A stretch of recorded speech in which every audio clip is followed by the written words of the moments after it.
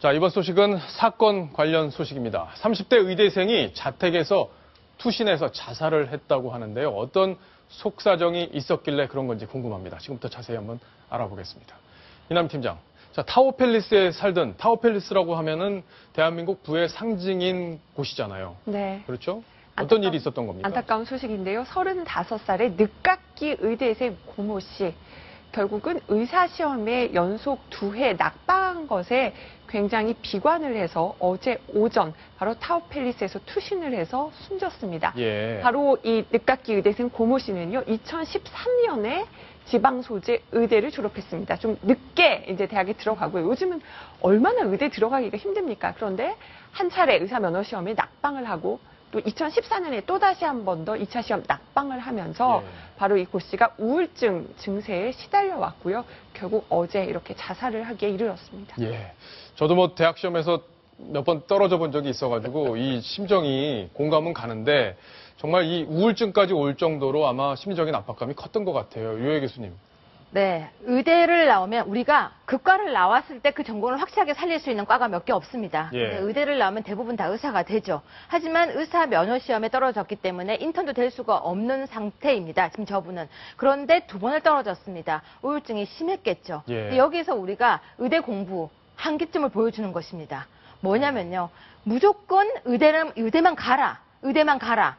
본인 적성이라든지 본인의 실력과 능력을 생각하지 않고 의대가 많이 늘어났습니다. 늘어나서 그 길 나왔지만 결국은 졸업은 했지만 의사시험을 합격을 못하고 그것이 본인의 인생이라고 생각했는데 결국 그 길을 못 가게 되니까 우울증에 빠진 것이죠. 우리가 볼 때는 집도 부자야. 의대를 갔어. 얘가 무슨 불만이 있었겠느냐 하겠지만 본인의 불만이죠. 그런데요, 이런 사람들이 생각보다 많다는 것입니다. 그 자리에 가서 의사가 되고 그 자리에 가서 법관이 되고 그 자리에 가서 교수가 되고 선생이 되었지만 본인이 우울증에 시달리는 사람도 굉장히 많다는 것이죠. 그렇죠. 정말로 예. 지금 힘들어하는 사람이 많습니다. 자, 요즘에 이과로 가는 학생들은 대부분 또 공부 잘하는 상위권 학생들은 의대를 많이 지원한다고 하는데, 자, 이런 소식도 잘 참고를 해서 본인의 적성에 맞는 그런 학과를 진학을 해야겠다 이런 생각이 좀 듭니다. 이남 팀장. 자, 다른 얘기, 사건 얘기 하나 더 네. 해봐야 될 텐데, 한 초등학생 어린이가 친구와 다퉜다.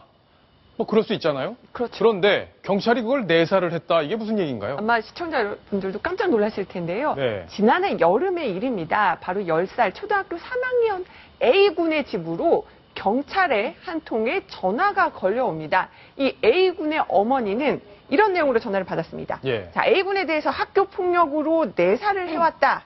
별일 아닌 것으로 밝혀져서 조사를 종결하겠다. 경찰이 갑자기 10살짜리 아들에 대해서 내사를 하다가 종결했다. 이런 전화를 걸어온 겁니다. 굉장히 황당했을 것 어머니가 같은데요. 얼마나 황당을 했을까요?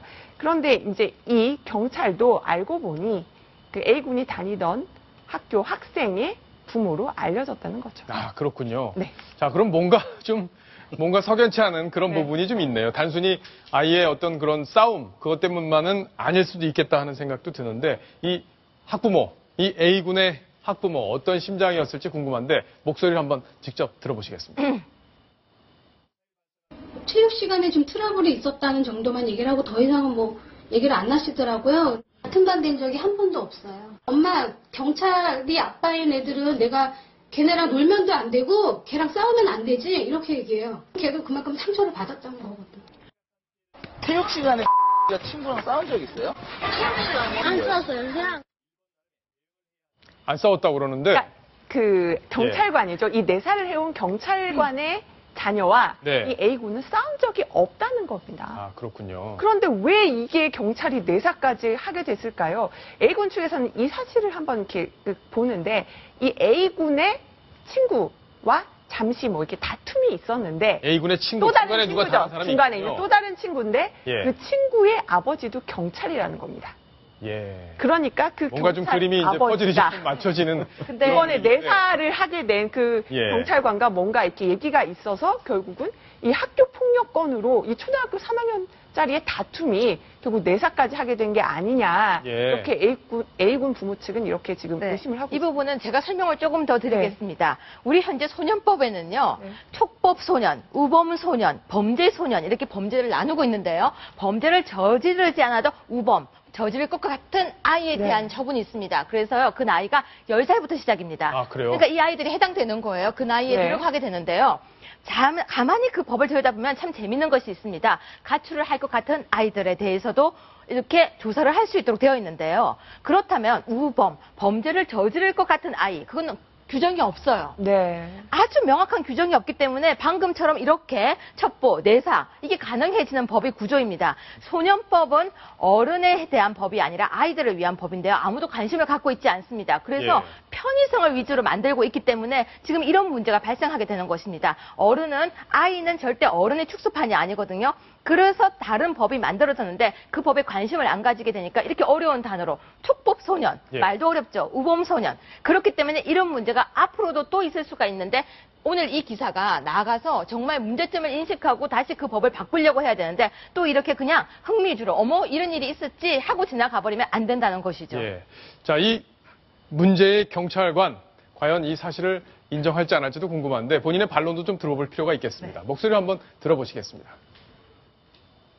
이름 모르실 생각했잖아요. 제가 이름도 잘 모르는데 동진의 얘기는 제가 들은 얘기인데 그 아줌마들 사이에 누군지는 저도 잘 모르겠어요. 하도 오래돼가지고. 예, 원래 오래되면 기억이 잘 안 나죠. 예. 근데 보통 학교에서 학생들끼리 다투는 거는 혹시 학교 다니면서 안 싸워보신 분들? 그래서 이것까지 첩보거리는데 경찰관들 그런 얘기를 들은 적이 있는데 보통 매달 2건 이상씩 뭔가 보고를 해야 되니까 예. 정말 보고할 거리가 없으니까 그런 이런 거 보고하면 혼나지 않을까요, 근데? 저희 기자사회에서 만약에 예. 그런 걸 보고하면 혼나죠, 정말. 근데 정말 보고할 거리가 없어서 이런 사소한 다툼까지 보고한 게 아니냐, 뭐 이런 얘기들도 나옵니다. 예, 알겠습니다. 애들 싸움이 어른 싸움으로 번진다는 얘기가 있는데 애들 싸움이 경찰의 내삭감이 됐다. 이런 황당한 얘기까지 정리를 해드렸습니다.